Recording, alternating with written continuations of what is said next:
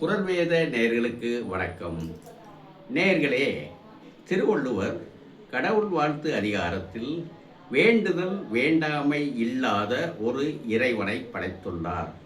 அப்படியானால் வேண்டுதல் வேண்டாமை உடைய இறைவன் ஒருவன் இருக்கின்றான் என்பது அறிய கிடக்கின்றது. யார் அவன்? பிரம்மன். பிரம்மன் வேண்டுதல் வேண்டாமை உடைய இறைவன்.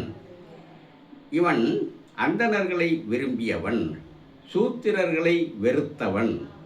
ஆதலால் அந்தணர்களை தன் நாவிலிருந்தும் சூத்திரர்களை தன் பாதத்திலிருந்தும் படைத்தான். இறைவனுக்குரிய முதன்மையான குணம் வேண்டுதல் வேண்டாமை இல்லாத குணம். இவன் பிரம்மன் இறைவனுக்குரிய குணத்திலிருந்து முதன்மையான குணத்திலிருந்து மீறியவன். ஆதலால் திருவள்ளுவர் தன் நூலில் விருப்பு வெறுப்பு இல்லாத ஒரு இறைவனை படைத்துள்ளார். இவ்விறைவனுடைய அடியை பாதத்தை சரணடைய வேண்டும்.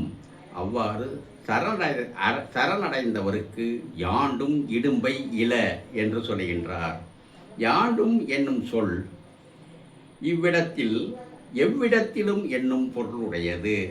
இடங்கள் பலவாயினும் இவ்விடத்தில் இந்த நில உலகினையும் இறைவனுடைய வீட்டு உலகினையும் குறிக்கும் சொல். இறைவனுடைய வேண்டுதல் வேண்டாமை இல்லாத இறைவனுடைய அடியை சரணடைந்தவருக்கு இவ்வுலகிலும் இறைவனுடைய வீட்டு உலகிலும் இன்பமான வாழ்வு வாழ்வர் என்பது இக்குறளின் கருத்து. பிரம்மனுக்கு இன்னொரு பெயர் உண்டு. நான்முகன் என்பது இன்னொரு பெயர். இவன் ஒரு காலத்தில் ஐமுகனோடு திகழ்ந்தான். பின்னொரு காலத்தில் நான்முகன் ஆனான். ஏன்? இவன் பெண்களை படைத்து கொண்டு வரும்போது ஒரு அழகிய பெண்ணை கண்டான். அப்பெண்ணை தனக்கு மனைவியாக்கி கொண்டான். இது படைப்பு தொழிலுக்கு முரணானது. ஆதலால் சிவனால் தண்டிக்கப்பட்டு ஒரு தலையை இழந்தான். ஆதலால் இவன் நான்முகன் ஆனான். இவ்வாறு இவன் தன்னுடைய படைப்பு தொழிலை மீறி அந்தணர்களையும் சூத்திரர்களையும் படைத்துள்ளதால் திருவள்ளுவர் தன் நூலில் வேண்டுதல் வேண்டாமை இல்லாத ஒரு இறைவனை படைத்துள்ளார்.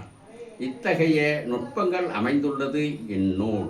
நுட்பங்கள் தொடரும். நன்றி, வணக்கம்.